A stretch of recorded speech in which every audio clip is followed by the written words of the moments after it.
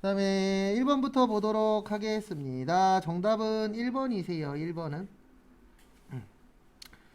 거기 보시면 일반적으로 선입선출법은 후입선출법보다 수익비용 대응이 적절하지 않아요. 왜 그러냐면 선입선출법의 뜻이 먼저 들어온 거 먼저 뭐하죠? 팔죠. 그래서 파는 건 최근인데 이 물건은 언제 거예요? 옛날 거예요. 그러면 수익비용 대응이 안 맞아요. 왜냐면 이 파는 게 수익이잖아요. 그래서 최근에 수익을 했으면 물건도 언제 거여야 돼요? 최근 거여야 돼요. 근데 물건은 언제 거죠? 옛날 거 팔죠. 그래서 정답은 몇 번이요? 1번. 그 다음에 이동평균법. 이동평균법의 뜻은 단가가 다른 경우 단가를 뭐 하는 거예요? 다시 계산하는 거예요. 그래서 거기 보시면 구매할 때마다 단가를 계산한다. 맞아요. 그 다음에 3번 후입선출법은 재무상태표보다는 손익계산서. 왜 그러냐면 후입선출법의 특징이 수익비용 뭐 되죠? 대응되죠. 그러면 우리 수익하고 비용은 어디 가면 볼 수 있어요? 손익계산서. 그래서 3번 맞습니다.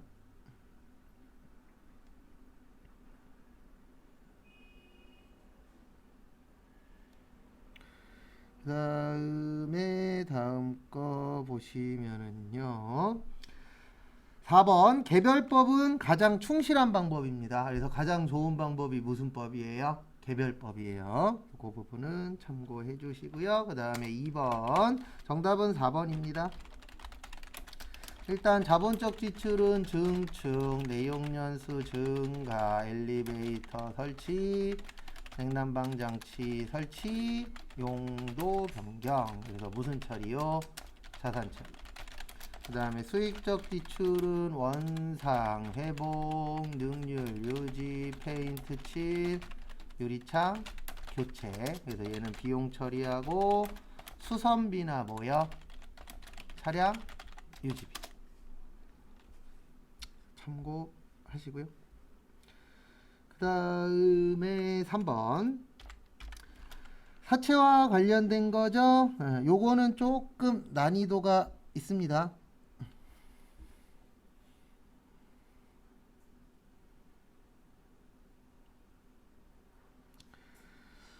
그래서 보시면 3번 1번 사채 발행가액은 사채의 미래현금 흐름을 발행 당시 해당 사채의 시장 이자율로 할인한 가치인 현재 가치로 결정된다. 맞아요. 그 다음에 사채 발행 차금은 유효이자율법으로 삼각한다 그랬죠? 그래서 우리 사채 삼각할 때 무슨 법 쓴다 그랬어요? 유효이자율법. 그래서 정답은 3번입니다. 왜냐면 할인 발행의 뜻이 우리 이익 보는 거예요? 손해 보는 거예요? 손해 보는 거죠. 왜냐면 할인이 싸게 판다, 비싸게 판다? 싸게 판다. 그러면 그 손해를 뭘로 보는 거냐면 이자로 보는 거예요. 그래서 할인 발행하면 이자가 어떻게 된다? 늘어나요. 그 다음에 할증 발행은 비싸게 발행하는 거죠. 그러면 비싸게 발행하면 우리가 혜택을 봐야 되잖아요. 뭐 이익이 커진다거나 그런 식인데 이 사채에서는 뭘로 하도록 되어 있냐면 이자가 줄어들도록 되어 있어요. 그래서 참고하세요.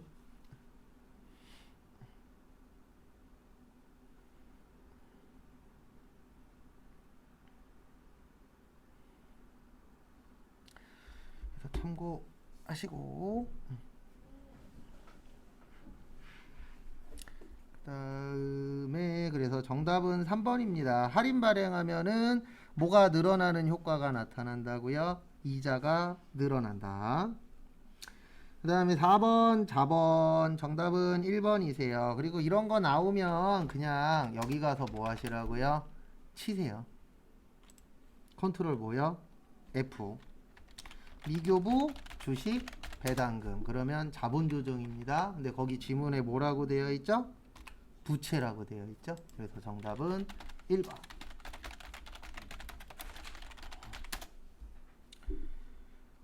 그 다음에 또 다음 거 보시면은요. 5번.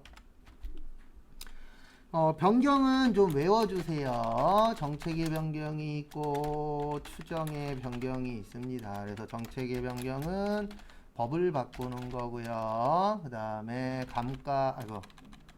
감가상각, 감가는 제외. 그 다음에 옛날 거부터 고친다.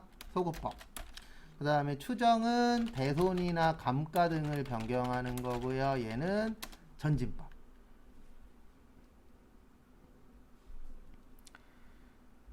그 다음에 다음 거 보시면 1번 추정의 변경 효과는 변경 전에 사용하였던 손익계산서 항목과 당연히 동일한 항목으로 처리를 하셔야 됩니다. 감가상각은 추정 맞고요. 추정의 변경은 전진적으로 한다 그랬죠. 그래서 정답은 4번입니다. 요거 은근 잘 나와요. 정책의 변경과 추정의 변경을 구분할 수 없는 경우에는 어디로 간다고요? 추정으로 가는 거예요. 왜냐면 소급이라는 건 옛날 거 고치는 거고 전지는 올해 거부터 고치는 거거든요. 뭐가 더 편하다? 추정이 더 편하다. 항상 두 가지 중에 겹칠 때는 편한 걸로 가는 거예요. 그 다음에 개발비와 연구비를 구분할 수 없는 경우에는 뭘로 가는 거예요? 연구비로 가는 거예요. 왜냐면 개발비는 자산이고 연구비는 비용입니다. 그래서 비용이 편해요. 왜냐면 자산은 내년으로 넘겨줘야 되잖아요. 그럼 결론은 내년에도 신경 써야 돼. 근데 비용은 올해로 끝나잖아요. 그럼 내년에 신경 쓸 게 있다 없다? 없다. 그래서 이런 식으로 두 가지가 겹치는데 뭘로 해야 될지 모르겠어. 그러면 무조건 어디로 가는 거라고요? 편한 걸로. 그래서 그 부분은 참고하시고요. 그 다음에 6번. 원가 구성 요소의 분류상 해당 항목에 뭐 되는 거요? 포함되는 내용 중 틀린 것은 정답은 3번이에요. 왜냐면 거기 가공비. 우리가 가공비 또는 뭐 가공원가라고 하잖아요. 네, 가공원가 또는 전환원가. 노무비하고 뭐예요?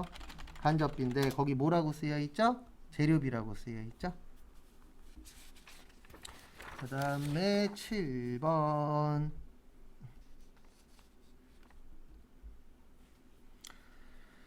그래서 7번 보시면 기말 제품 재고액을 계산하면 얼마인가? T자 문제입니다.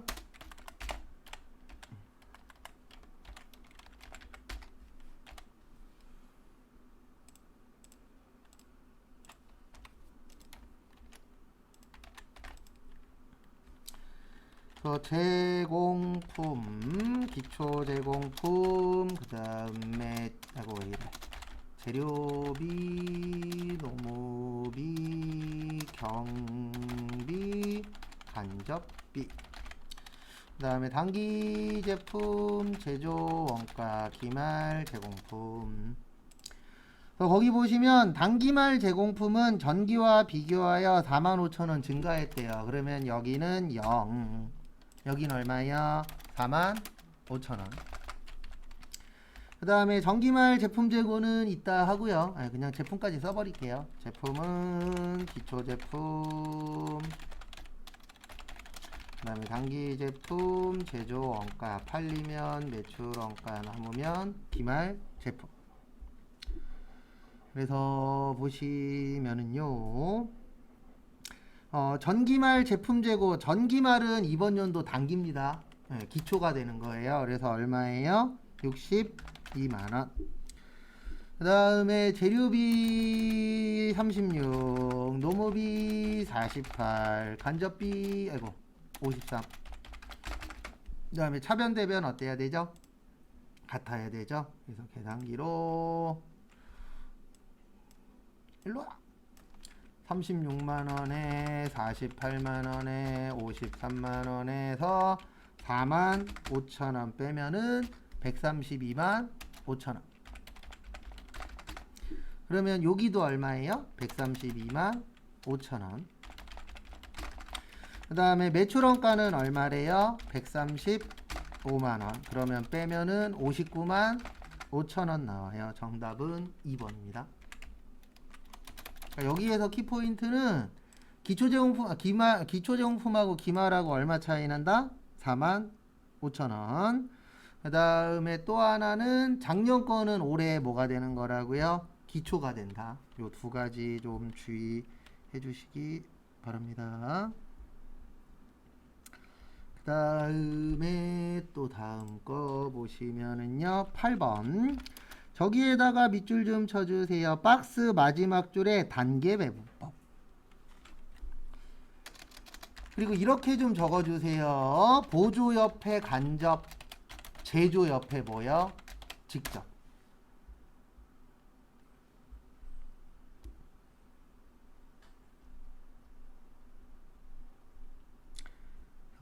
하나씩 또 하도록 하겠습니다. 그래서 뭐 먼저 배부하시래요? S2 먼저. 그래서 S2가 현재 얼마가 있냐면 20만원이 있어요. 그 다음에 거기 S2 비율 보시면 0.4, 0.2, 0.4죠? 그럼 그냥 4대 2대 4잖아요. 0 빼면. 그러면 4대 2대 4면 얼마예요? 10. 그래서 10분의 4. 그러면 8만원. 요게 어디예요? S1. 그 다음에 S2는 배부하지 말라 그랬죠? 네. 그 다음에 20만원 곱하기 10분의 2. 요게 4만원. 요게 A. 그 다음에 20만원 곱하기 10분의 몇이요? 왜 안 나와? 10분의 4. 그러면 얼마 나와요? 8만원. 여기가 S 몇이요? 네, S가 아니고 B. 그래서 이렇게 일단 배부를 해주셔야 됩니다. 그래서 먼저 배부하라 그러면 이렇게 배부해 주시면 되세요. 그 다음에 이제 S2 했으니까 몇 해야 돼요?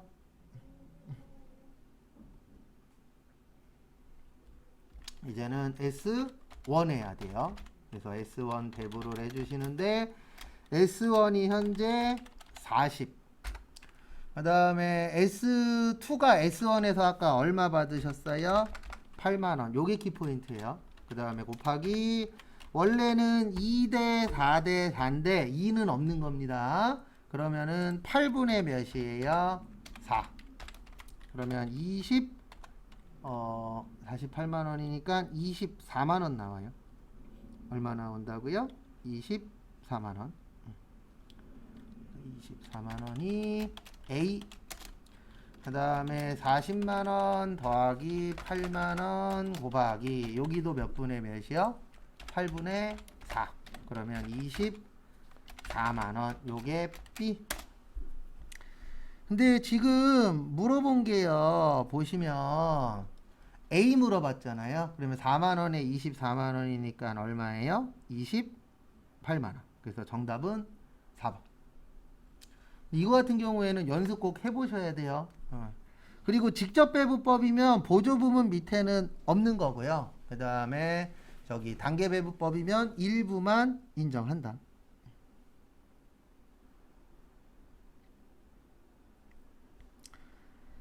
그래서 참고하시고요. 그 다음에 다음 것도 보도록 하겠습니다. 9번 서림은 제조간접비를 직접 노동시간을 기준으로 배부한다. 2019년 제조간접비 예상액은 600만원. 예상 직접 노동시간은 4만시간. 2019년 말 실제로 발생한 제조간접비는 586만원. 그 다음에 실제 발생 직접 노동시간은 39,000시간이라고 할 때 제조간접비 배부 차이는 얼마인가? 그래서 요거 나오면 정리를 잘 하셔야 돼요. 그래서 예상이 600. 그 다음에 몇 시간이요? 4,000시간. 그 다음에 실제는 586만원. 그리고 몇 시간이에요? 39,000시간. 그 다음에 요거는 좀 기억을 해 주셔야 됩니다. 제가 항상 하는 얘기가 누가 기준이다? 실제가. 아이고, 죄송합니다. 39,000이 아니고 여기가 4,000이 아니고 몇이에요? 4만이죠? 그래서 이거를 이렇게 계산을 해 주셔야 돼요. 600만원을 4만으로 나눠요. 그러면 몇 시간당 금액 나오죠? 1시간. 그 다음에 우리가 필요한 거는 어디에다 맞춰야 된다고요? 실제에다 맞춰야 돼요. 어디에다가요? 실제는 몇 시간이에요? 39,000시간. 그래서 항상 기준은 어디에다 맞춘다? 실제에다가. 그래서 600만원 나누기 4만 곱하기 39,000 하시면 585만원 나와요. 요게 예정이 되는 겁니다. 그러면 둘이서 얼마 차이 나죠? 10,000원 차이 나죠? 근데 항상 누구 기준이라고요? 실제보다 10,000원이 크다, 작다? 작다. 작으니까 무슨 배부? 과소 배부. 그래서 몇 번이요? 2번. 이렇게 푸는 거예요. 항상 누구 기준이라고요? 실제. 그래서 실제보다 작으면 과소, 크면요 과대. 그래서 참고하시고. 그 다음에 이제 다음 것도 보도록 하겠습니다. 다음 거 보시면은요 10번 완성품 2,000개 기말 제공품 500개인 경우 평균법인데요. 저기에다 밑줄 치세요. 요거 별표 3개 좀 쳐놓으시고 시험 보기 전에 꼭 한두 번 더 연습하세요. 어렵진 않은데 헷갈려요. 요거 시험에 나오시면 어디에다 밑줄 치시냐면 저기 가로에 보시면 단 재료는 공정 몇 프로 시점에 투입이요? 50% 시점에 뭐요? 투입. 그게 키포인트예요. 몇 프로 시점에 투입한다? 50% 시점. 그래서 결론은 이렇게 해주시면은 될 것 같습니다. 일단 재료는 2,000개예요. 그냥. 왜냐면 거기 보시면 500개인데 50% 시점에 투입한다 그랬죠. 몇 프로 시점에요? 50%. 근데 거기 보시면 지금 이거 몇 프로죠? 기말이 40%죠. 그러면 투입된 적 있다 없다? 없다. 그래서 이때는 빵 프로로 보는 거예요. 그래서 2,000개. 요거 무슨 뜻인지 이해하셔야 돼요. 가끔씩 이렇게 냅니다. 그래서 50% 시점에 투입된다. 그러면 50%가 넘으면 다 투입된 거예요. 근데 지금 50%가 아니고 몇 프로죠? 40%죠. 그러면 40%니까 아직 50% 됐다 안 됐다? 안 됐다. 그러면 투입된 거 없다. 이렇게 보는 겁니다. 그 다음에 가공은 그냥 균일 투입이잖아요. 그러면 2,000개 더하기 500개에 몇 프로예요? 40%예요. 몇 프로요? 40%. 그러면 2,200개. 그래서 정답은 몇 번이 되는 거세요? 1번이 되는 겁니다. 아주 어렵지는 않은데 이게 시험 문제 나오면 많이 틀리는 이유는 딴 거 없어요. 자주 안 나와요. 그래서 그 퍼센트가 안 넘었으면 쓴 거다 안 쓴 거다? 안 쓴 거다. 이렇게 보는 문제입니다. 근데 아주 잘 나오는 문제는 아닌지라 시험에 나오면 맞출 확률은 한 반반? 이거 대부분 3번 선택해요. 맞죠? 우리 정상적으로 풀면 몇 번 나와요? 3번 나오잖아요. 그래서 이거 나오면 3번 선택 많이 합니다.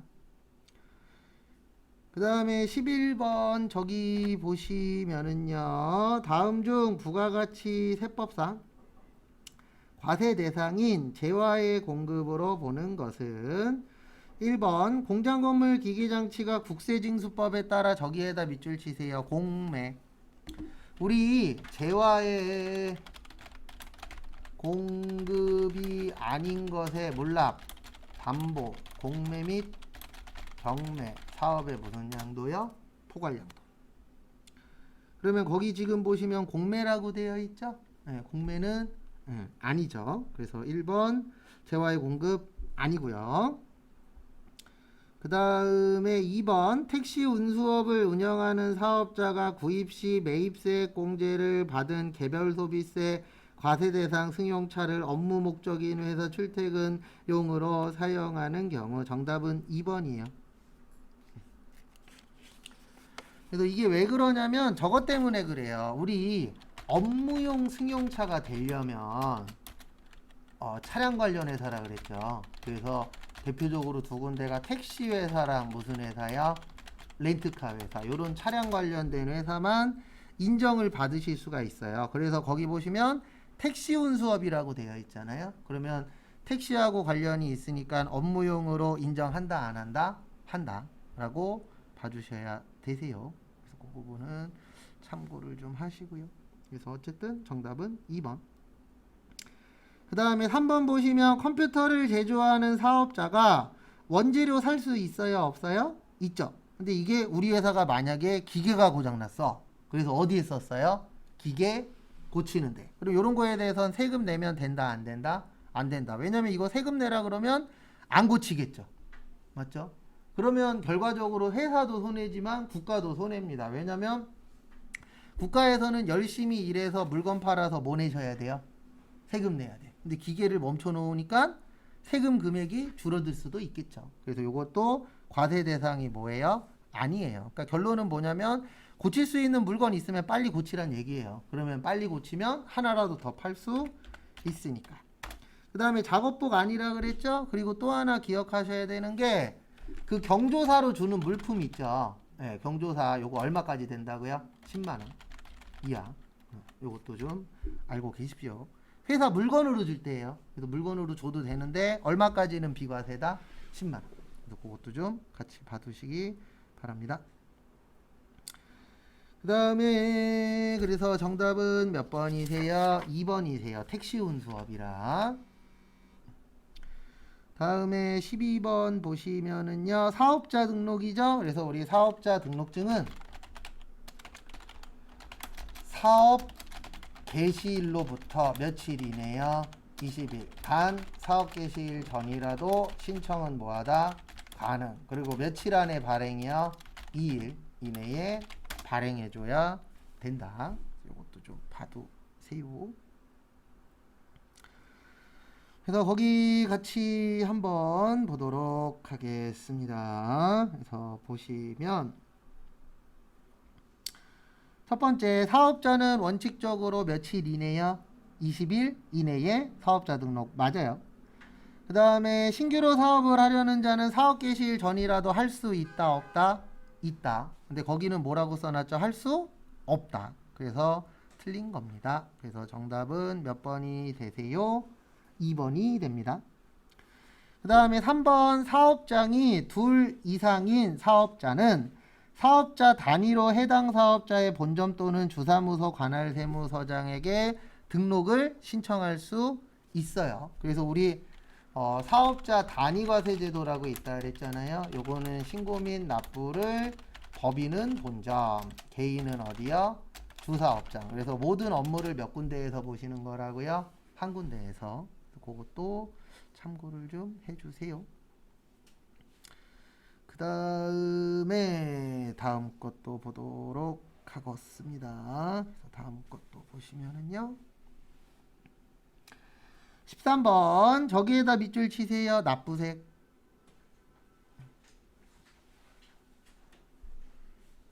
무슨 색이요? 납부색. 우리 납부색 어떻게 구해요? 매출색 마이너스 매입색. 그래서 거기 보시면 매출 쪽에 보시면은요 1000만원 있었어요. 얼마요? 1000만원. 여기에 몇 프로요? 10%. 그러면 얼마 나오죠? 100만원 나와요. 그래서 이 부분 일단 참고하시고요. 100만원 나온다. 참고하시고. 그 다음에 요게 매출세액이 되고요. 매입세액은 원래 거기 보시면 500이었는데 개별 소비세 과세 대상된 거 얼마 있었죠? 네, 10만원 있었죠. 그러면 500에서 10만원 빼면 얼마예요? 490이에요. 그리고 여기에 몇 프로라고요? 10%. 그러면 49만원. 그러면 100만원에서 49만원 빼면 얼마요? 51만원. 정답 몇 번이요? 4번. 참고하시고요.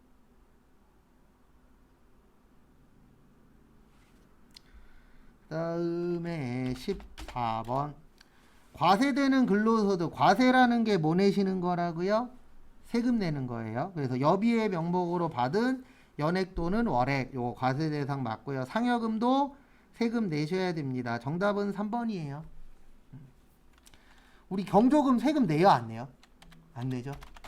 근데 원래 법에서는 너무 많이 받으면 내라고 되어 있어요. 그러니까 뭐 이런 거 있잖아요. 결혼식 하는데 누가 1억을 냈어. 말이 돼요? 안 되죠. 그러면 국가에서는 어떻게 보냐면 이거는 문제가 있는 돈이야. 그러니까 이거에 대해서는 뭐 내라? 세금 내라. 법적으로는 이건 뭐 접대비 쪽이긴 한데 30만 원 정도로 봐요. 네. 그러니까 법적에서는. 근데 통상적으로는 친척들끼리 몇백 내는 경우 있어요, 없어요? 있죠. 그런 것들은 괜찮아요. 그러니까 이게 언제가 문제가 되냐면 나중에 뭐 청탁을 받았어. 그래갖고 찾아봤더니 애들 결혼식에 500만 원을 냈네? 1000만 원을 냈네? 요러면 문제가 되는 거지. 일반적으로 몇백 받고 몇천 받는다 그래서 검사 안 해요. 근데 이제 언제 문제가 되냐면 우리가 종종 보면은 돈 쪽으로 문제될 때 있어요, 없어요? 있죠. 그럴 때 이제 조사하는 거지. 그거 외적으로는 조사 안 해요. 그래서 실질적으로 고위직 공무원이나 이런 분들은 결혼식 하거나 장례식 할 때 아예 막아놔요. 돈 안 받아요, 아예. 왜요? 나중에 문제되니까 아예 돈 안 받아요.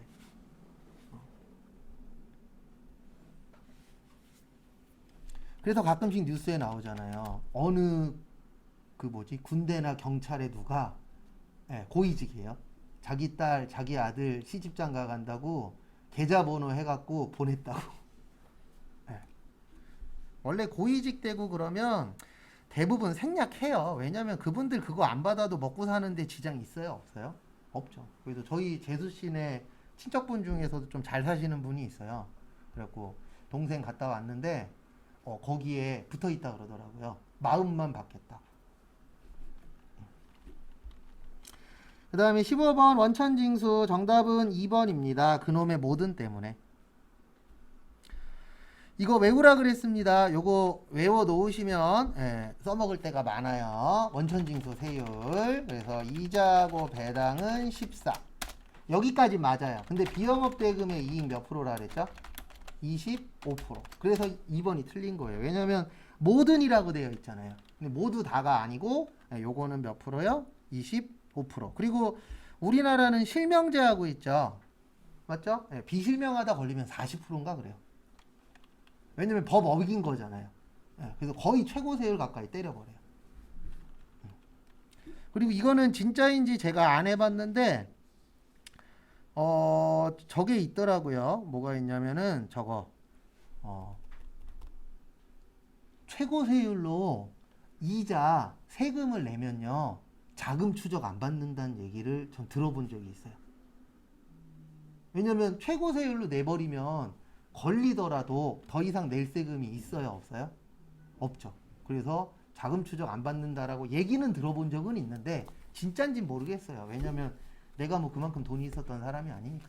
그래서 세무사 사무실 다닐 때 그런 몇 가지 설들이 있거든요. 그래서 세무사 사무실에 그 전설적으로 내려오는 분들이 있어요. 그 중에 한 분이 이제 세무사 사무실 직원이었는데 와이프를 발로 뻥 걷어차고 자기가 그 자리에 앉은 거죠. 무슨 얘기인지 이해되시죠? 세무사 와이프를 뻥 걷어차고 자기가 글로 갔다고요. 네. 그런 경우도 있고, 그 다음에 이런 세무사 사무실도 있대요.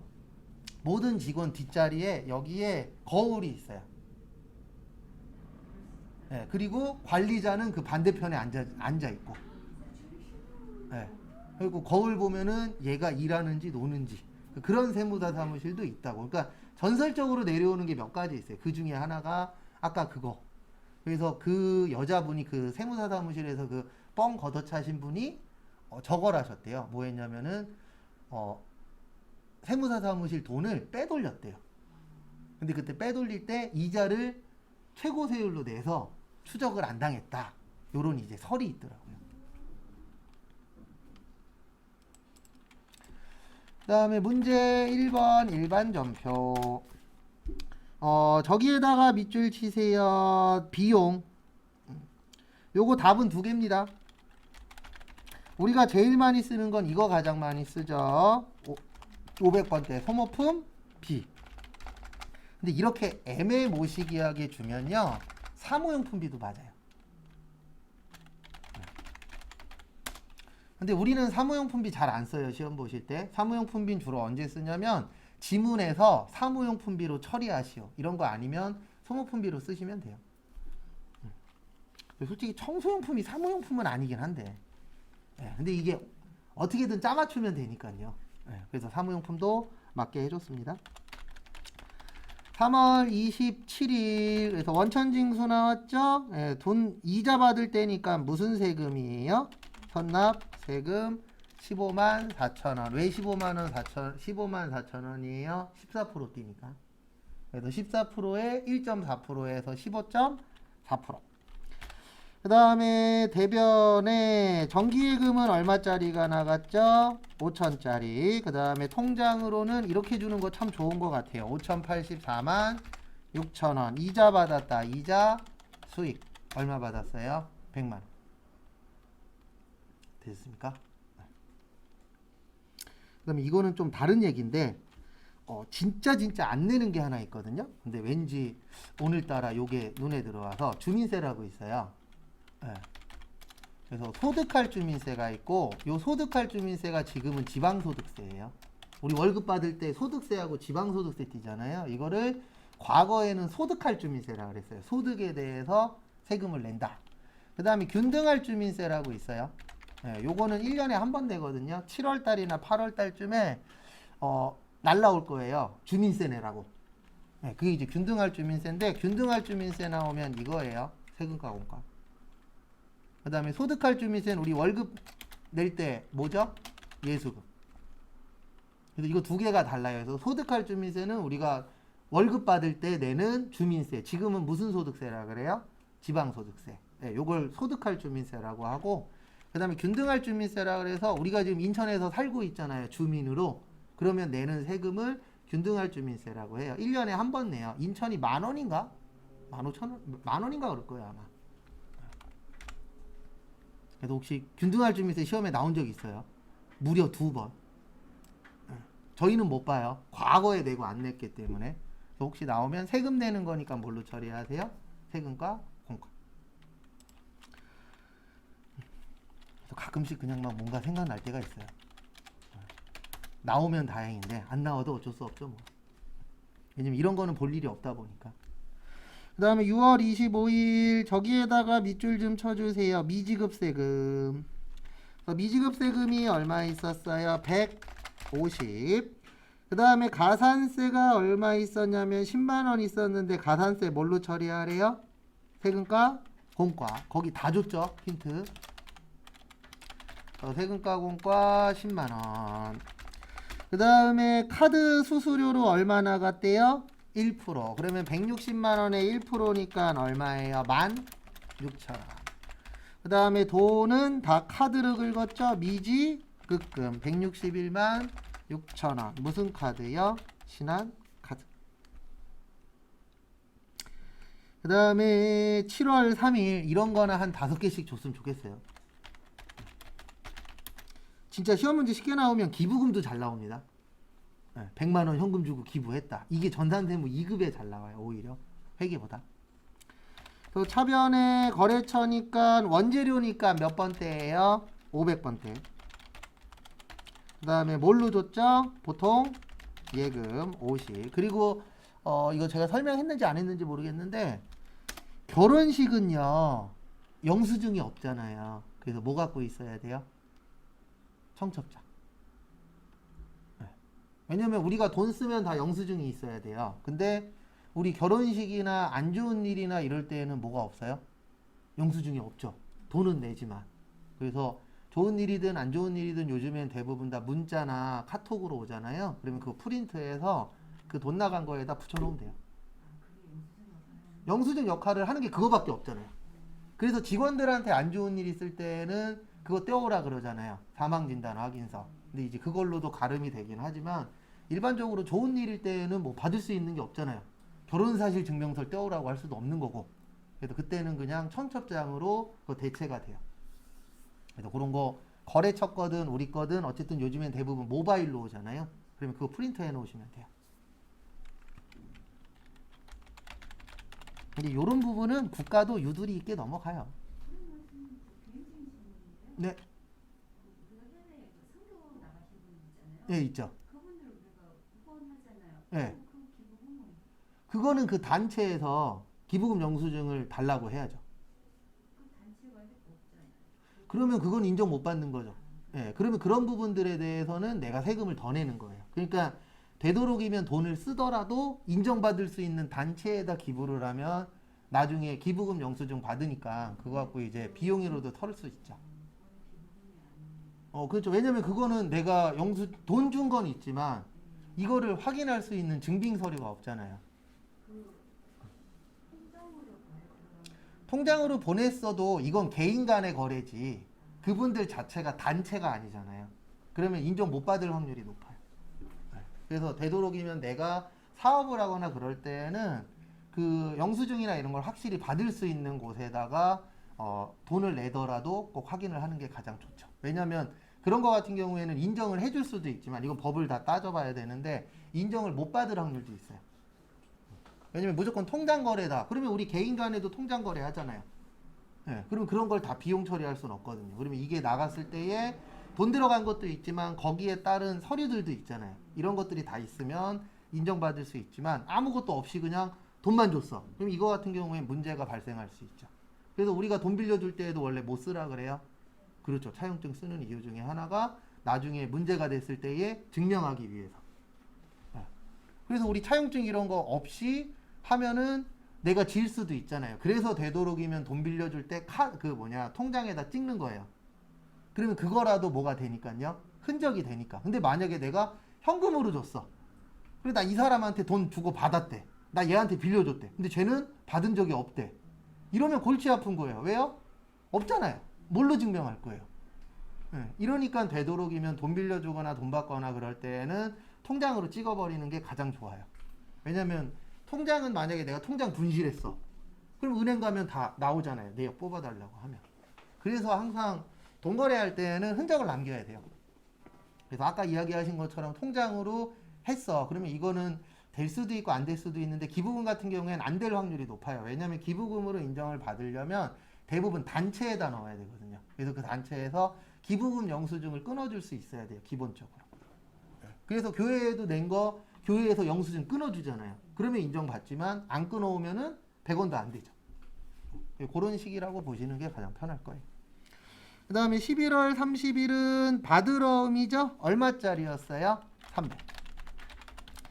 그 다음에 필연. 그 다음에 대충 얼마예요? 200. 받을 어음. 그 다음에 차변의 대손 삼각비. 근데 몇 번대요? 800번대. 근데 어차피 800번대밖에 없어요.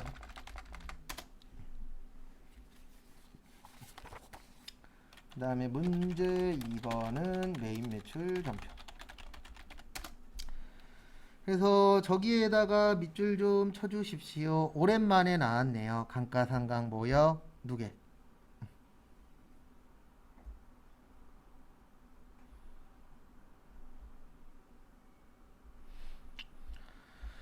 그래서 누계액 나왔으니까 일단 빼고 봐야죠. 1250에서 520을 빼시면 700 얼마요?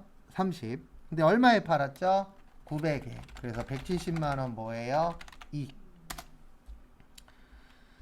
그래서 보시면 4월 22일 날 매출의 과세해 후요. 그 다음에 보시면은요, 대변의 차량 운반구 1250. 그 다음에 감가상각 누계액 520. 그 다음에 통장으로 얼마 들어왔대요? 990. 그 다음에 세금 얼마예요? 90. 차변과 대변 어때야 된다? 같아야 된다. 이익 났죠? 유형자산 처분 170. 그래서 처음엔 싫었는데 지금은 그래도 나오면 웬만하면 맞출 수 있죠. 이게 더 쉬워요, 주식보단. 주식은 실제 되게 많아요. 저희가 알고 있는 것도 그거보다 더 어려운 버전도 있어요. 상계 처리에다가 주식 발행하죠. 거기에다 또 수수료 집어넣죠. 장난 아니게 헷갈리게 만들려면 거기에다가 제일 짜증날 때가 언제냐면 500주인데 300주만 팔았대요. 그러면 상계 처리할 때 그것도 주식으로 또 나눠줘야 돼요. 예. 왜냐면 상계 처리할 때 그게 500주의 금액이잖아요. 그럼 얘를 또 300주로 바꿔서 또 상계 처리도 해줘야 되고. 되게 짜증나요. 그런 거 나오면. 그리고 원래 진짜 배기는 저희는 1도 안 하지만 사채가 사람 잡아먹어요. 진짜로 내버리면. 저희 시험엔 못 내요. 그거는 진짜 사자 들어가는 수준으로 사채 낼 때 있거든요. 사람 미쳐요. 그거는 사채 발꼬락이에요. 네, 발가락이에요. 발가락. 네, 발가락의 때 정도? 네, 진짜로 내면 사람 미쳐버려요. 네, 근데 저희 시험에는 못 내요. 전산세무 1급에도 못 내고 사자 시험 이런 데다 내면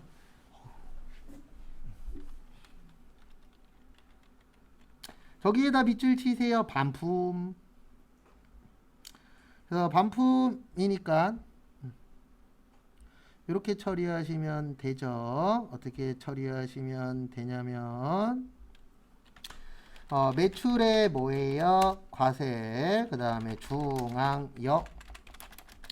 대변에 제품 매출인데 마이너스 넣는다 그랬죠? 마이너스 750. 그 다음에 세금 마이너스 얼마요? 75만원. 그 다음에 차변에 뭐하고 상계 처리하래요? 외상 매출금 마이너스 825만원.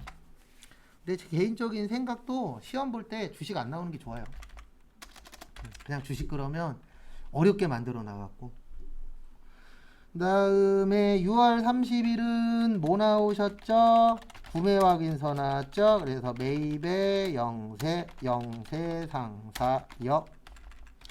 차변에 뭐 사셨어요? 원재료 1,500.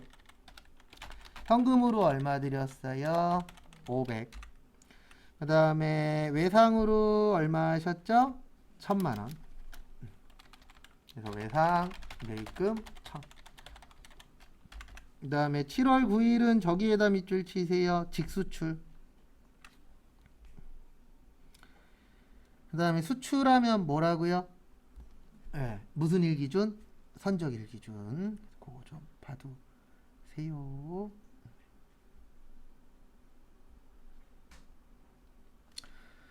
그래서 또 보시면은요. 7월 9일 매출의 수출 스타.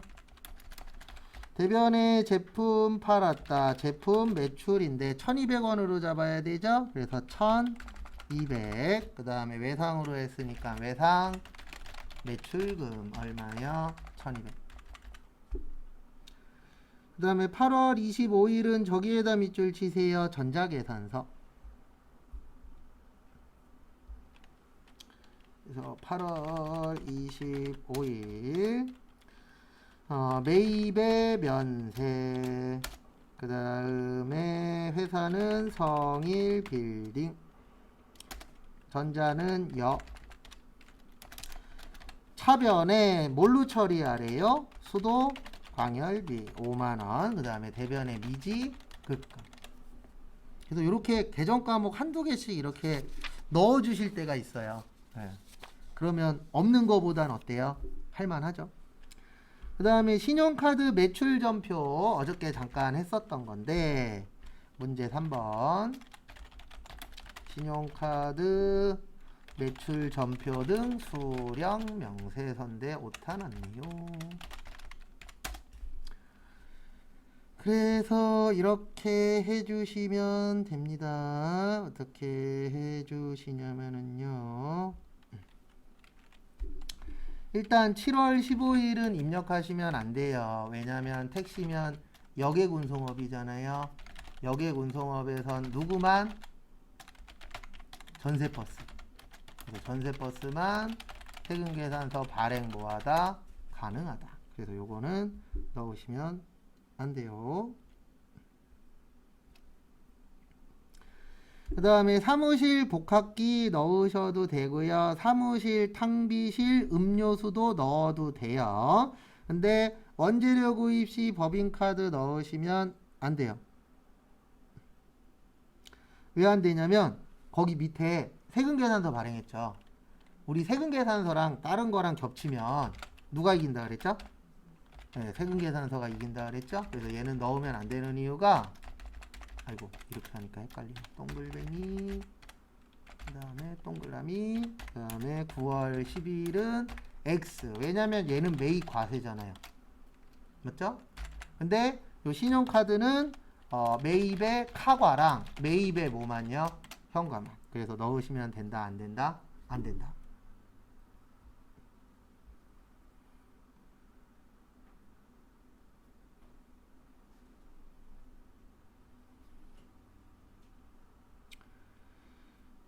그 다음에 이렇게 넣어주시면 됩니다. 여기로 들어오세요. 여기 부가가치에서 어딨냐 여기 있죠. 신용카드 매출 전표 등 수령 명세서. 그 다음에 2기 예정이니까 7월에서 9월 그 다음에 7월 31일 현금 영수증. 공급자는 어디요? 오피스. 카드 번호는 100, 200. 그 다음에 15, 카드 번호 넣으시면 안 돼요. 큰일 날 뻔했네. 모기 때문에 넣으면 안 돼요. 현금 영수증이니까. 그래서 15만원에 15,000원. 그 다음에 8월 12일 사업용. 그 다음에 F2 이음마트. 그 다음에 카드 번호는 100, 200에 5만원에 얼마요? 5,000원. 끝인데 얘는 무조건 나오면 골라내는 게 나와요. 시험 문제. 그래서 요거는 넣으면 왜 넣느냐, 안 넣으면 왜 안 넣느냐, 요거 조심하셔야 돼요. 그래서 시험 문제로 제일 많이 나온 거는 역외군송업이긴 합니다. 그 다음에 많이 나온 건 접대비. 접대비도 넣으면 안 됩니다. 왜냐면 접대비는 과세가 아니잖아요. 그래서 그런 거 구별하는 거 나올 때마다 좀 봐주시고요. 그 다음에 2번. 다음은 현대기업의 2019년 2기 부가가치세 확정신고 기간에 대한 관련 자료이다. 이를 반영하여 2019년 2기 확정신고 기간 대손세 공제신고서를 작성하래요. 거기에다 밑줄 치세요. 대손세 공제신고서 작성해라 그러면 작성 먼저 하셔야 돼요. 그래서 어떻게 작성하시면 돼요? 이렇게 하시면 되죠. 여기로 들어오세요. 대손세 공제 신고서. 신고서 들어오시고요. 그 다음에 이렇게 해주시면 됩니다. 몇 월에서 몇 월이에요? 10월에서 12월 하시고, 그 다음에 거기 밑에 보시면 5번에 보시면 5년 이내라고 되어 있는데 10년 이내까지 됩니다. 지금은. 그래서 10년 이내까지 되고, 세무에 대한 외상매출금으로서 2019년 10월 5일 소멸시효 완성했죠? 그러면 2019년 10월 5일. 그 다음에 대손금액은 얼마예요? 4,400. 그 다음에 거래처는 세무. 그 다음에 대손사유 뭐예요? 소멸시효 완성. 몇 번이요? 6번. 이렇게 해주시면 되고요.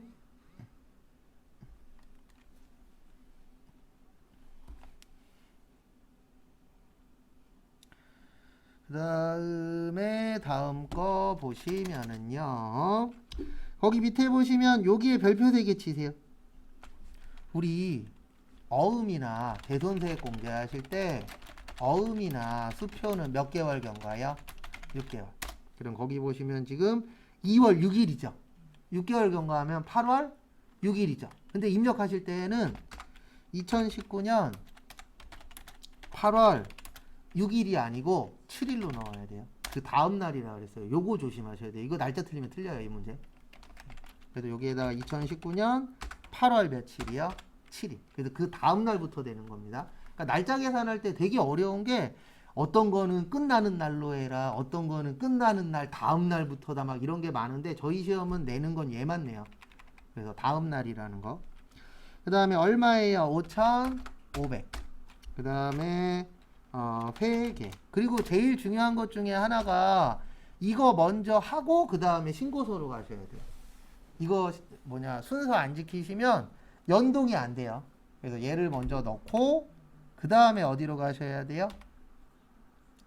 여기 부가가치세 뭐요? 신고서. 요렇게 들어가시면 어떤 효과가 나타나냐면요. 여기 자동으로 뜨잖아요. 얘 때문에 저걸 먼저 하셔야 돼요. 신고서는 항상 가장 마지막에 들어가야 돼요. 뭐 딴 거 해라 이렇게 나오면. 그래서 또 넣어야죠. 부가가치세 신고서 보시면 1번은 매출 자료. 매출 자료 1번은 매출의 과세, 2번은 매출의 카과, 3번은 매출의 건별, 4번은 매출의 뭐요? 수출. 왜 건별인지 이해하셔야 됩니다. 네, 있어요, 없어요? 없잖아요. 아무것도 없으면 뭐라 그랬어요? 건별이라고 했었죠. 그래서 여기에서는 건별 처리하셔야 돼요. 그래서 1번에다가 9억 7천에 9,700. 그 다음에 3번에다가 3천에 300. 그 다음에 4번에다가 1,000 얼마요? 50에 105만원. 그리고 헷갈리시면 이렇게 계산하시라 그랬습니다. 1155 곱하기 몇 분의 몇이요? 110분의 100. 그러면 1155 나누기 110 곱하기 100 하면 1000 얼마 나와요? 50. 요거 계산할 줄 아셔야 돼요. 그래서 왜 안 나와? 여기 1050에 얼마라고요? 105만원 참고하시고, 그 다음에 수출은 6번이죠? 6번에 얼마요? 7천.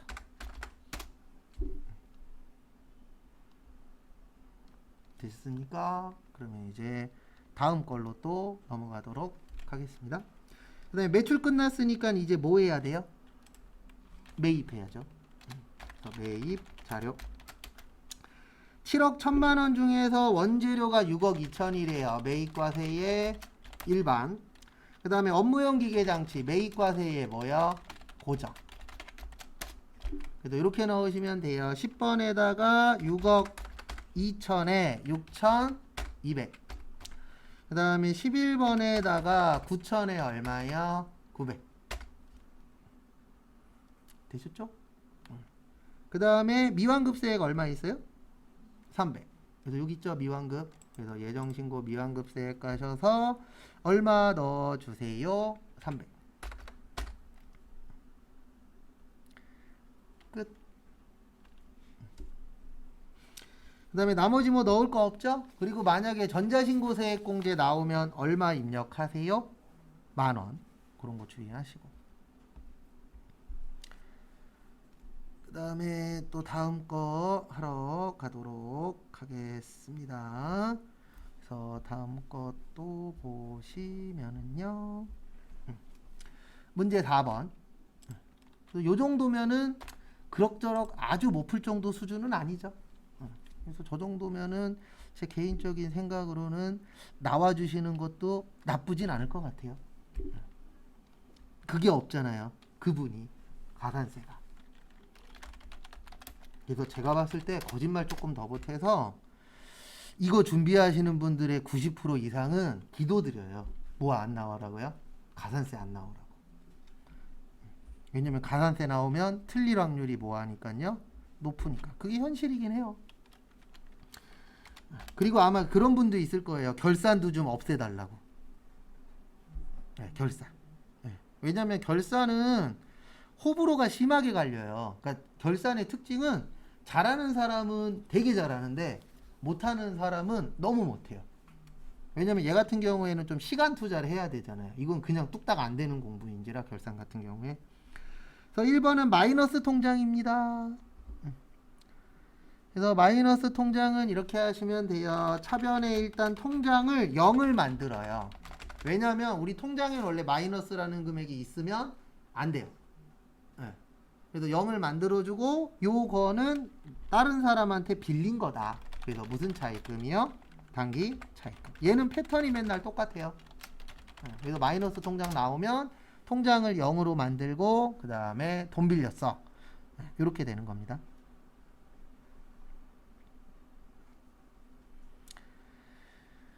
다음에 보시면은요.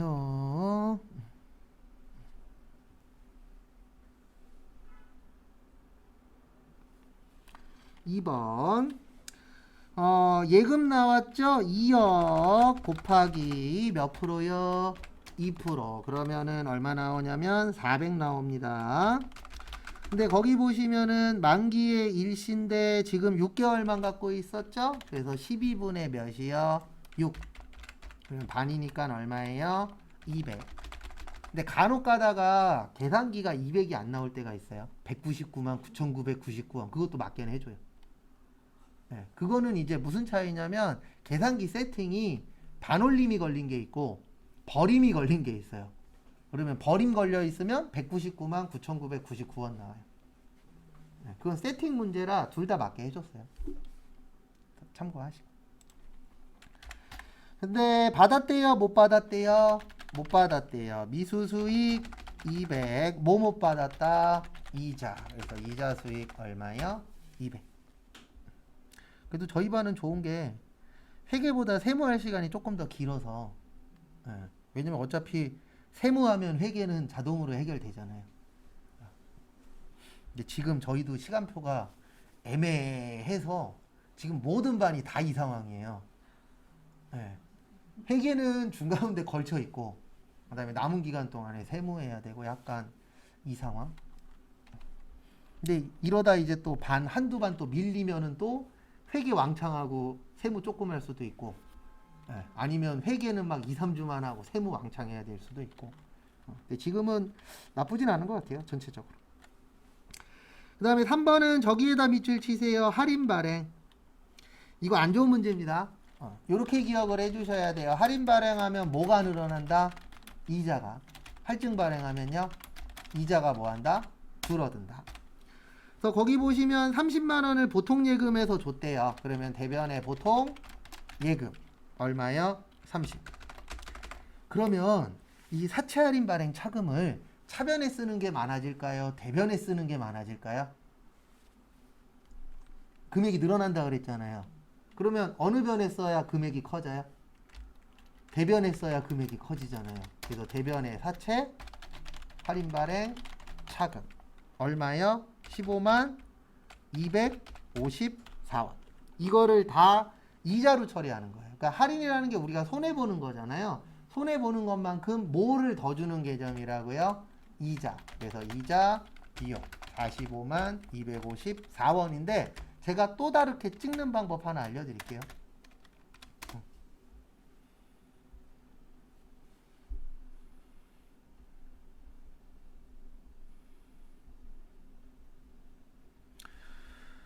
그래서 같이 또 보도록 하겠습니다. 앞에 보세요. 모를 때는요. 여길 가세요. 학계잔액 시산표. 가서 몇 월 며칠이요? 12월 30일. 이거 좋은 방법은 아닌데 일단 답을 맞춰야 되니까 컨트롤 F 사채 할인 발행 차금.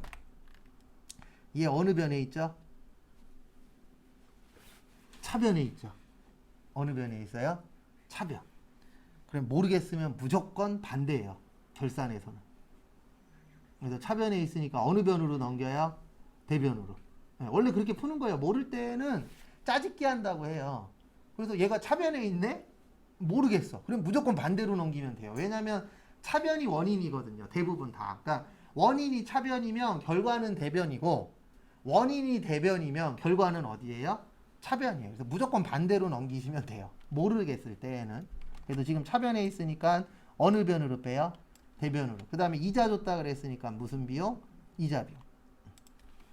일단 뭐를 맞춰야 되니까요. 답이라도 맞춰야 되니까. 제가 쓰는 방법 중에 하나예요. 저도 회계에 대해서 잘 몰랐을 때 일단 답은 맞춰야 되잖아요. 근데 무조건 반대로 넘기면 일단 답은 맞아요. 금액이 맞는지 모르겠지만 위치는 맞아요. 거의 다. 그래서 모를 때는 앞에 뭐가 있대. 그러면 걔를 무조건 반대로 넘기는 거예요. 그래서 찾아가 봤더니 얘는 대변에 있어. 그러면 어느 변이요? 차변. 얘는 차변에 있어. 그러면 어느 변이요? 대변. 이렇게 풀면 다 맞아요. 근데 원래는 앞에 것도 이해하고 뒤에 것도 이해하는 게 제일 좋은데 그게 쉽지가 않잖아요. 이 단기간 동안에는. 진짜 그렇게 하려면은요, 몇 년은 해야 돼요. 왜냐면 하루 이틀 만에 끝나는 게 있고 몇 달을 해서 끝내야 되는 게 있고 이게 다 다르기 때문에. 그 다음에 4번은 저기에다가 밑줄 좀 쳐주세요. 월할 상각. 근데 월할 상각 안 해도 되는데. 그래서 보시면 거기 얼마 있죠? 취득가액 3천.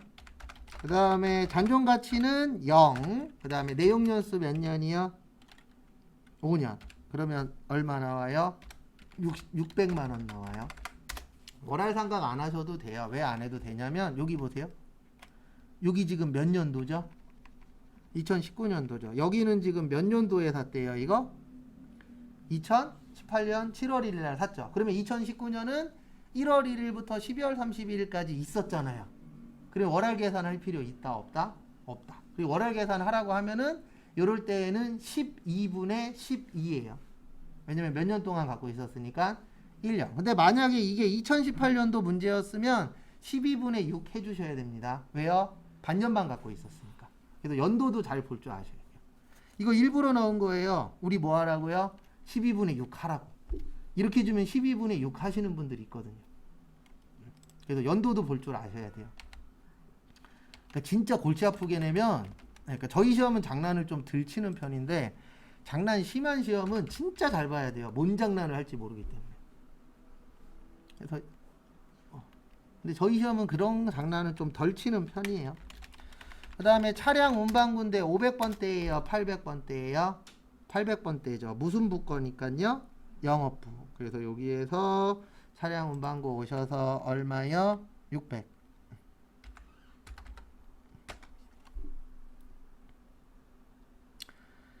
그 다음에 다음 거 보시면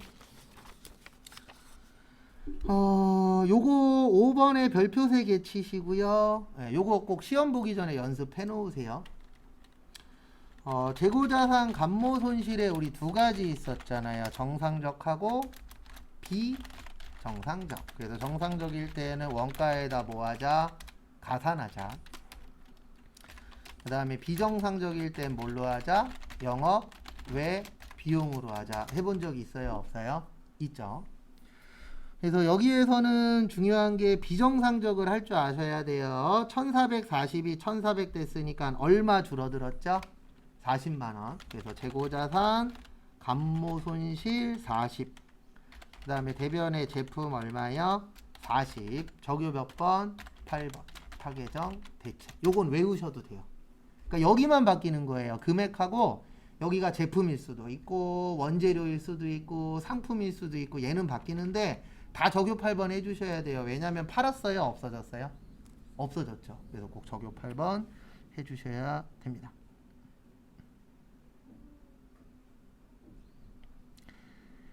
그 다음에 보시면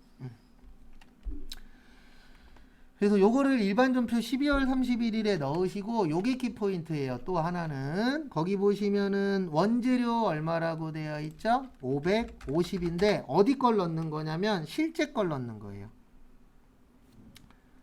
그 다음에 원재료는 550이고 제품 얼마예요? 1400. 그 다음에 마지막으로 상품 얼마예요? 1600. 이렇게 넣어주시면 돼요. 그리고 꼭 무슨 추가? 전표 추가. 그러니까 시험 보실 때 비정상이 나오면 두 번 해야 되는 거예요. 얘만. 일반 전표에다 요거 넣고 그 다음에 자동에다가는 뭐 넣는 거예요? 자동에다가는 실제 금액 넣는 거예요. 무슨 금액이요? 실제 금액.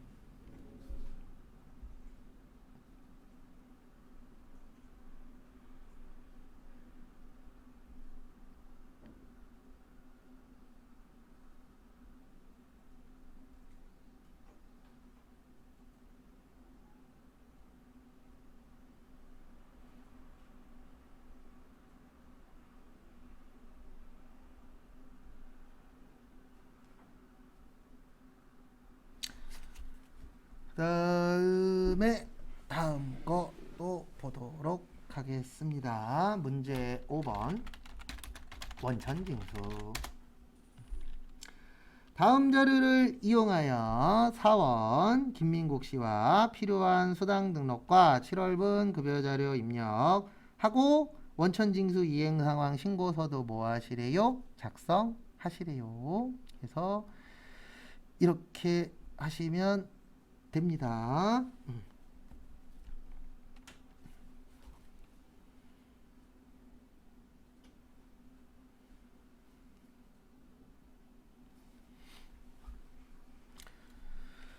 그래서 보시면은 여기 원천징수에서 급여 자료 입력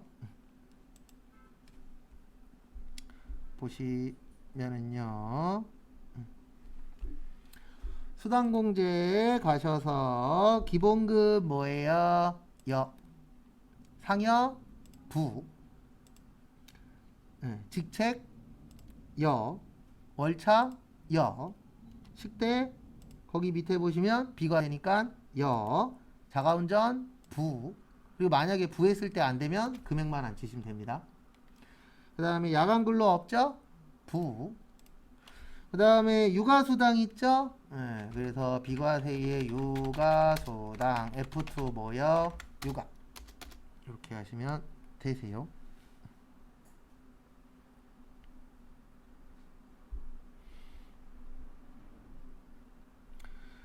그 다음에 이제 어디로 가세요?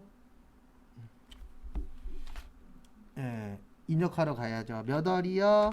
7월. 그 다음에 31일. 그래서 기본급이 220, 직책이 20, 월차가 50, 식대가 10, 자가운전 빵, 육아수당 20, 그 다음에 국민연금 13만 5천원, 건강보험 96,900원, 장기요양 8240, 1950-8484 맞고요. 그 다음에 나가시고, 그리고 여기 꼭 확인 좀 해주세요. 차인 지급액 있으면. 왜냐면 여기가 맞으면 거의 금액은 맞은 거거든요. 위치는 모르겠지만. 그 다음에 원천징수 이행상황 신고서. 그 다음에 몇 월이에요 이거? 7월. 그 다음에 여기 전월 미완급에 얼마요? 31만. 되셨죠? 그리고 원래 월차 수당은 없어져야 돼요. 지금은 월차가 아니고 뭐예요? 연차잖아요. 원래 월차는 주 6일째 하던 시점. 그래서 저는 그때부터 일을 시작하긴 했지만 주 6일째. 그다음 주 5일째 됐죠? 언제가 될는지 모르겠지만 주 4일째 될 거예요. 언제가 될지는 모르겠어요. 근데 되기는 될 거예요. 근데 그게 이제 빨리 올 거냐 늦게 올 거냐는 어차피 위에 분들이 정하는 거니까 오긴 올 것 같아요. 왜냐면 우리나라 아마 그럼 안 되는데 코로나 비슷한 게 한 번만 더 오면 아마 자동화되는 속도가 2배 이상 빨라질 거예요. 지금 시작했잖아요. 이제 서빙하는 사람들 줄이고 있잖아요. 그리고 로봇이 대체하고 있잖아요. 치킨집도 로봇이 하고 있고, 그 다음에 옷가게도 무인인 데들이 있고, 현재. 그러면 무인화되는 속도가 지금은 이제 좀 느슨해졌지만 여기에서 코로나 같은 게 한두 번만 더 오면 다 바꿔버릴 거예요, 아마. 되게 많은 사람들이. 근데 그럴 수밖에 없잖아요. 우리나라 알잖아요, 빨리빨리. 이게 한 번 더 왔네. 그러면 사람들이 어떻게 생각해요? 또 올 수 있어. 그러면 이제 그전에는 할까 말까였는데 한두 번 더 오면 사장님들 마인드가 바뀌는 거죠. 어떻게 해요? 해야 돼. 이렇게 바뀔 수밖에 없어요. 그러니까 안 와야 제일 좋은 건데 만약에 한두 번 더 오면 이제 알바자리도 없을 거예요. 주유소 다 셀프. 그 다음에 저기 편의점도 다 무인화. 지금 무인화 다 테스트 중이잖아요. 지금 현재 다 테스트하고 있어요.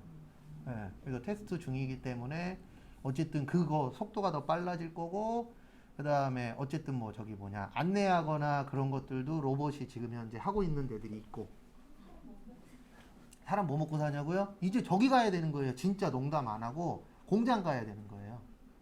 그러니까 막말로 3D 업종. 그렇죠. 더럽고 힘들고 위험하고 이제 이쪽밖에 없을 수도 있어요. 그쪽도 기계가 들어가면 더 힘들어지는 거고 막말로 안 오길 바라야죠. 아니, 제일 짜증나는 게 전 항상 걸려갖고 유행만 하면 걸리기 때문에. 근데 꼭 뒤에 걸려요. 유행할 때 안 걸리고 유행 잠잠해질 때. 그러니까 요번에도 어떻게 보면은 진짜 유행할 때는 안 걸렸고 거의 끝마즘에 걸렸잖아요. 아직 끝나진 않았지만 뭐 사람들이 제일 많이 걸리긴 할 때였지만 어떻게 보면은 기왕 걸릴 거면 일찍 걸리는 게 돈이라도 더 받고 예, 카레라도 하나 얻어먹었잖아요. 근데 좀 걸릴 게 없어요. 집 학원 이거밖에 없기 때문에 예, 좀 걸릴 게 없기 때문에 뭐 그런 거는 뭐 괜찮아요. 예. 어차피 SNS도 거의 안 하고. 예. 근데 저런 사람들은 진짜 초반에 많이 당했죠. SNS에다 막 이것저것 올리고. 예. 그다음에 동선이 이상해. 그리고 인천 분이셨나? 예. 욕 엄청 먹었잖아요. 아저씨 하나. 왜냐면 동선이 M자로 시작하는 데들이 이제 연결되어 있었죠. 그래갖고 저 새끼 저거 나쁜 놈 아니야? 그래갖고 욕 엄청 먹었었죠. 근데 뭐 걸릴 게 있어요, 뭐. 떳떳해요. 그 다음에 거기 보시면 박기술 연말정산 저기에다 밑줄 치세요. 두 번째 줄 끝쪽에 사원 등록의 부양가족 명세.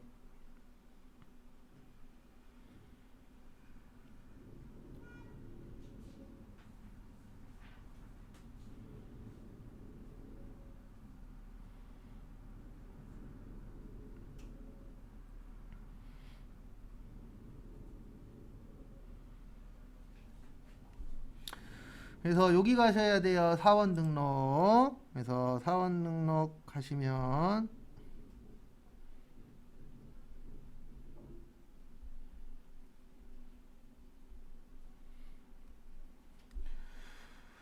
요번 박기술님이죠. 그 다음에 여기 부양가족 가셔서 나머지 없고 그 다음에 배우자 김배우님 750821843216 요분은 뭐예요? 부죠? 많이 버셔서. 그 다음에 존속 박직개님 그 다음에 40120312843222 장애인. 그 다음에 직계 비속 박 1번 이렇게 이름 지으면 개명합니다. 그러면 셋째 나면 뭐예요? 3번이겠죠. 애들이 싫어해요.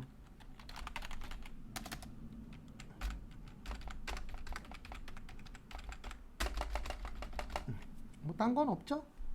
그 다음에 거기 밑에 보시면 이제 연말정산 하러 가도록 하겠습니다. 그래서 여기 네. 예, 거기서 하셔도 돼요. 예, 왜냐면 거기서 하나 여기서 하나 결과값은 똑같기는 해요.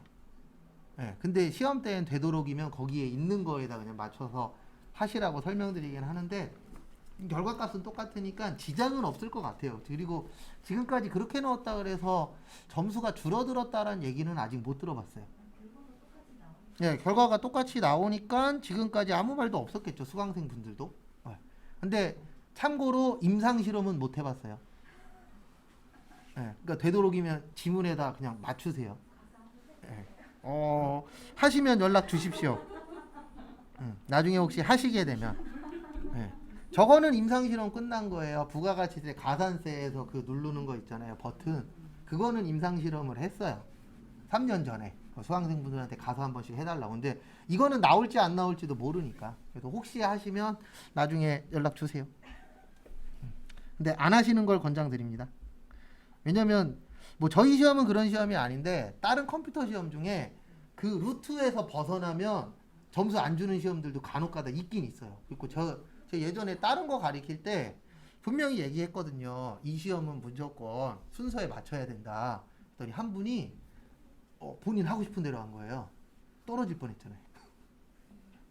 그래서 시험은 그냥 맞추세요. 실무에선 어디다 넣어든 지장 없는데 시험 때는 되도록이시면 그냥 맞추세요. 그게 제일 속 편해요. 왜냐면 괜히 또 따르게 해놓고 또 만약에 1점 차이야. 그리고 그때부터 소갈이 해야 된다고요. 발표할 때까지. 이거 틀리면 어떡하지? 그럴 수도 있기 때문에 되도록이면 맞추시는 게 가장 안전해요. 그래서 거기 보시면 박기술님, 거기 밑에 보시면 박직계님 현재 장애인인데 장애인 보험 넣었죠? 그리고 장애인분 나오실 때 보험 조심하셔야 되는 게 보험 명칭에 장애라는 말이 들어가야 여기로 가는 거예요. 그러니까 장애인인데 명칭에 장애보험이 아니야. 그러면 일반에다 넣어야 돼요. 그러니까 장애인분들 전용 보험이 있거든요. 그래서 꼭 지문에 문구에 지금 여기처럼 뭐라고 나와야 돼요? 장애인 보험. 그래서 여기에다 얼마예요? 94만 원. 그래서 거기 일부러 장애인 보험이라고 나온 거예요. 만약에 그냥 일반 보험이야. 그러면 일반에다 넣어야 돼요. 근데 솔직히 장애인 분들은 대부분 장애보험에다 넣는 걸로 알고 있어요. 왜냐면 일반 보험하고 혜택 받는 게 다를 거예요. 그리고 보험회사가 보험 같은 거 만들 때 다 차별화 두잖아요. 어떤 분들한테 이렇게 맞춰서 보험을 만들기 때문에 일반적으로 장애인 분들은 대부분 장애보험으로 들긴 하는데 뭐 그렇게 낼 일은 없지만 혹시 다른 걸로 나오면 일반에다가. 근데 이거 나올 확률은 0.00001%예요. 그 다음에 박일번 고등학교를 가셨는데 여기에서 조심하셔야 되는 거 교복 구입비 있죠? 교복 얼마까지요? 네, 50까지예요. 그래서 146만 원으로 넣으셔야 돼요. 왜냐면 5만 원은 넣으면 안 되죠. 그 다음에 기부금 저기에다 밑줄 치세요. 지정기부금. 지정이라고 나오면 종교단체 외예요. 그러니까 법정이라고 나오면 법정, 정치 나오면 정치, 종교단체 나오면 종교단체, 나머지는 다 종교단체 외입니다. 그 종교단체 외를 원래는 지정기부금이라고 해요. 그래서 요게 제일 조금 받는 거예요. 저기 종교단체가 제일 조금 받고 그 다음에 종교단체 외가 그 다음에 조금 받아요. 종교단체 많이 안 해줘요. 왜냐면 뭐 저도 교회를 다니고 있지만 안 그런 교회가 더 많은데 올해하고 작년하고 재작년에는 코로나 때문에 그 얘기가 덜 나왔는데 매년 교회나 절이나 이런 데에서 걸리잖아요. 뭐 하다 걸려요? 기부금 영수증 팔다가. 기부금 영수증 팔아먹어요. 교회나 절에서 100만 원당 얼마 받고 팔아요, 영수증을. 매번 걸리잖아요. 그거. 교회가 문제가 생기죠. 그러니까 잠깐 동안 그거 팔아먹고 도망가시는 거죠. 왜냐면 어떤 문제가 생기냐면요. A라는 교회로 기부금을 다 합쳐봤더니 10억이야. 근데 가봤더니 교인도 몇 명 없어. 대빵 조그매. 이런 교회들일 수도 있어요, 없어요? 있죠. 예. 근데 절에서도 팔아먹고. 근데 대부분 이제 그런 분들도 그렇고 교회도 그렇고 그런 쪽은 제대로 된 교회가 아니겠죠. 절도 그렇고. 근데 그런 일들이 매년 터졌어요. 그래서 이 기부금에서 종교단체는 그렇게 많이 안 해줘요. 왜냐면 일단 불신이 생겨버렸기 때문에. 어딜 가든 그런 사람들이 있어요, 없어요? 있죠. 지금도 말 나오고 있어요. 기름, 주유소 기름에 넣으면 안 되는데, 그러니까 이게 자동차용이 아니고 뭐 배 이런 딴 데용 기름을 주유소에서 사서 넣어주고 있대요.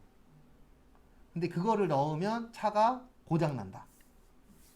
근데 왜 그런 행동을 하고 있어요? 지금 기름값 올랐잖아요. 근데 배에 들어가는 기름이 일반 기름보다 싸대요. 그러면 사다가 하면 이익 나요, 안 나요? 나죠. 그래서 가짜 기름 얘기는 매년 나오잖아요. 지금 또 나오고 있어요. 그러니까 돈 들어가면 사람들이 변해요. 마음은 이해합니다. 왜냐면 돈 많으면 행복하니까. 돈 없으면 돈 없다 그래서 불행한 건 아니지만 돈 많으면 행복할 확률이 올라가잖아요. 그러다 보니까 이제 그런 행동을 하시는 분들이 많아요. 그 다음에 기부금 영수증에 보시면 11조 내셨죠? 그래서 어디요? 종교 단체 240. 끝. 이렇게 나오면 괜찮을 것 같아요. 이거 86회죠. 합격률 높을걸요? 제가 봤을 때 이거 합격률이 나쁘지 않을 것 같은. 왠지 86회가 여기 있구나. 어우, 생각보다 많이 떨어졌네. 24% 붙었어요. 아, 그 난해한 거에서 좀 더 틀렸나 봐요. 네. 그리고 여기 잠깐만 봐주세요. 지금 보시면 나왔어요. 전산회계 1급 50% 나왔고 전산세무 2급 몇 프로 나왔어요? 33%. 그러면 제 개인적인 예상은 요거보단 쉽게 나올 거예요. 왜냐면 여기 보시면 40, 50 막 이랬잖아요. 그랬다 30으로 떨어졌다 40이었다 30, 30, 13, 25, 34, 33이었잖아요. 그러면 이번에는 제 개인적인 예상은 30대 후반에서 40대 초반 난이도가 이때 보신 분은 뭘 잘못한 거예요? 그렇죠. 여기도 보세요. 전산세무 1급이긴 한데 몇 프로요? 1.86%. 아, 이거 왜 그러냐면은요. 어쩔 수 없어요. 평균치를 만들어야 되고 사람들이 이렇게 붙으면은요. 욕해요. 그렇죠. 그러니까 그 욕을 잠재시키려면 뭐 해야 돼요? 다음에 좀 붙여줘야죠. 근데 되게 못 맞춰요, 이거. 제가 요 정도 수준일 때 봤는데 6.7%대. 그래서 정리하시고 잠깐 쉬었다 10분 후에 볼게요.